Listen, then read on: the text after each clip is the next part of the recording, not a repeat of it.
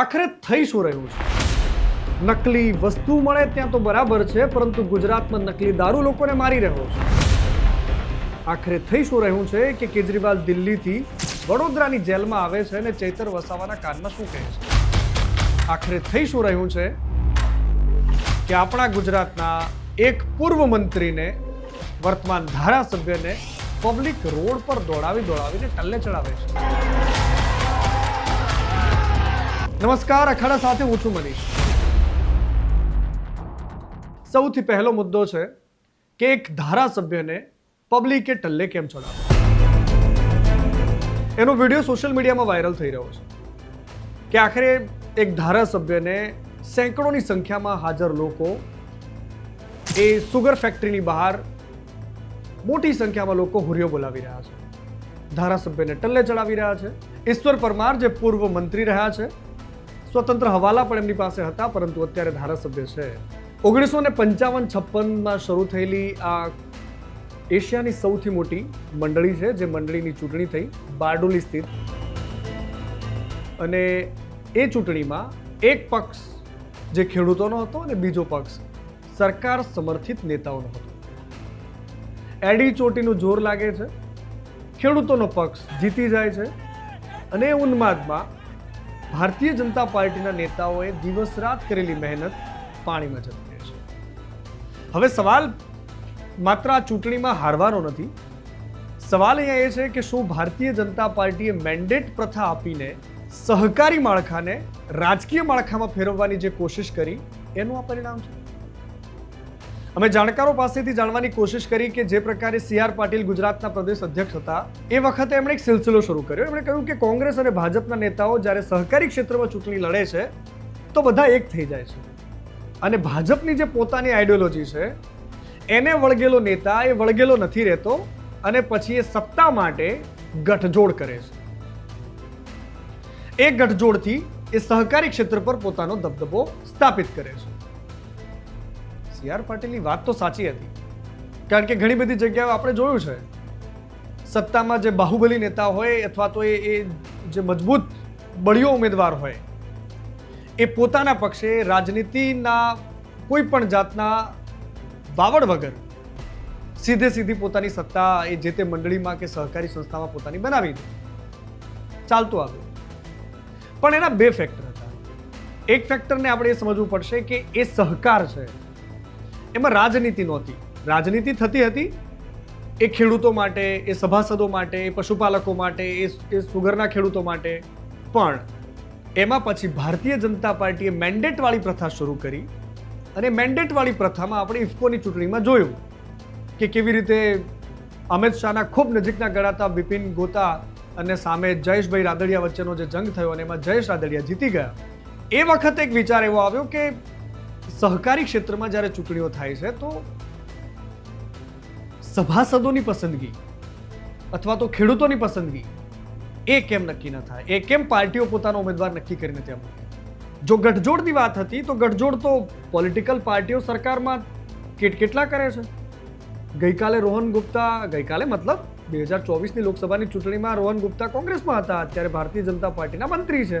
એવા તો કેટલાય ધારાસભ્યો જે ચૂંટણી કોંગ્રેસમાંથી લડ્યા અને પછી ભાજપમાં આવ્યા અને પછી ફરી પાછી ચૂંટણી લડ્યા અને પાછા મંત્રી બની ગયા. તો ગઠજોડ તો અહીંયા થાય છે. આ બધા જ વિષય વચ્ચે ઈશ્વર પરમારને દોડાવ્યા એ આજના દિવસમાં ખૂબ વાયરલ થઈ ગઈ. એ તસવીરો ખૂબ વાયરલ થઈ. સવાલો ઉઠવા માંડ્યા કે શું ભાજપની મેન્ડેટવાળી પ્રથા હવે ફરીથી એકવાર પુનઃ વિચાર માંગી લે છે? શું સહકારી ક્ષેત્રે જોડાયેલા આગેવાનો આ વાતથી ખુશ છે કે પછી રાજનીતિક દ્રષ્ટિકોણને સાચવવા માટે આ એક્સરસાઇઝ ભાજપ આગળ વધારશે? તમને શું લાગે છે કે ભાજપમાં મેન્ડેટ આપવાની જે પ્રથા છે એના કારણે સહકારી માળખામાં આ પ્રકારના ડખા ઊભા થઈ રહ્યા છે? તમને જે પણ લાગે છે અમને કોમેન્ટ કરીને જરૂર જણાવજો. અમારી ચેનલને સબસ્ક્રાઇબ કરજો. અને હવે મારે તમને બીજા એક મુદ્દાની વાત કરવી છે. બીજો મુદ્દો છે કે કેજરીવાલ આખરે દિલ્હીથી ચૈતર વસાવાને મળવા માટે આટલા દિવસ બાદ જેલમાં સીધા કેમ આવે છે? અમે આમ આદમી પાર્ટીના નેતાઓ સાથે પણ વાતચીત કરી, સ્થાનિક સોર્સિસ સાથે પણ વાતચીત કરી કે કેજરીવાલ અચાનક કેમ આવ્યા. તો ઘણા બધા એની પાછળના કારણો અમને જાણવા મળ્યા કે જે પ્રકારે કેજરીવાલ અને આની આમ આદમી પાર્ટીના અહીંના જે ગુજરાતના નેતાઓ છે એ ઘણા બધા સમયથી એક્સરસાઇઝ કરી રહ્યા છે. લાખો પત્રો કલેક્ટર દ્વારા રાષ્ટ્રપતિ સુધી પહોંચાડવાની વાત હોય, રેલી કાઢવાની વાત હોય કે પછી સભાઓની વાત હોય, થોડા દિવસોના અંતરે નર્મદાના દેડિયાપાડામાં આમ આદમી પાર્ટીનો કોઈ મોટો નેતા ત્યાં જોવા મળે, આદિવાસીઓના વાત મુદ્દે કોઈ આંદોલન કરનારા નેતાઓ ત્યાં પહોંચે, ચૈતર વસાવાના સમર્થન માટે એક મોટું આંદોલન ત્યાં થાય, મોટી સભાઓ થાય. આ બધા વચ્ચે રાજનૈતિક પરિદ્રશ્યો બદલાઈ રહ્યા છે. ઝેનઝી આંદોલન બાદ આરોપ એ લાગ્યો કે અભિજીત દીપકે, જેમ આજે જ ભારતીય જનતા પાર્ટી અને ખાસ સરકારે કહ્યું છે, કિરણ રિજિજુએ બકાયદા કહ્યું છે કે એ આંદોલનનો યુવા નેતા નથી, એ માત્ર આમ આદમી પાર્ટીના કાર્યકર્તા છે, એને વિદ્યાર્થી નેતા ન કહેવાય.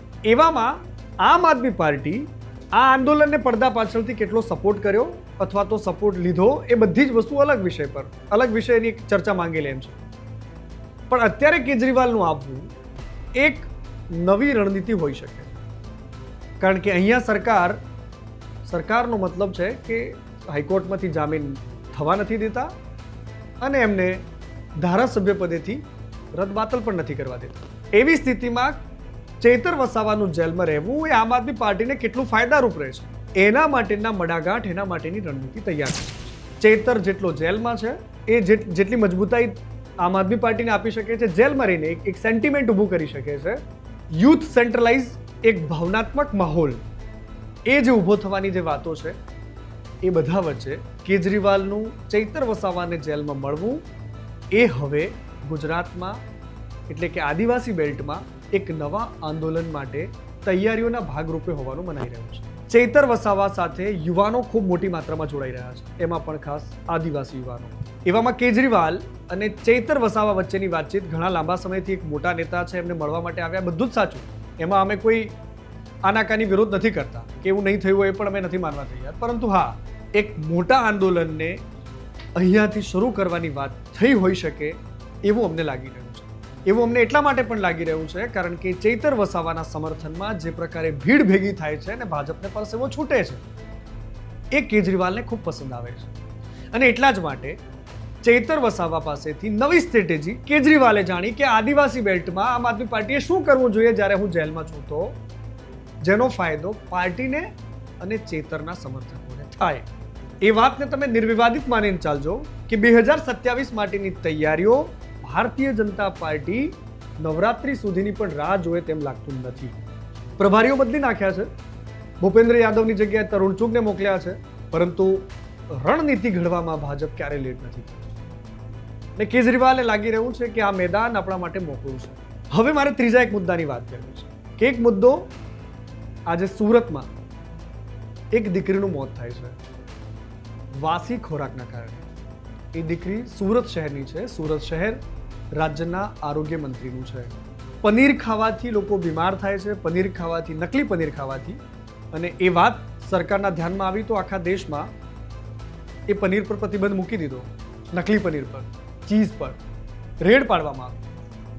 પણ મોંઘીદાટ હોટલોમાં, મોંઘા રેસ્ટોરન્ટમાં અને મોટી ડેરીઓમાં એમના પગ નથી ઉપડતા એ વાતની આ પુષ્ટિ કરે છે.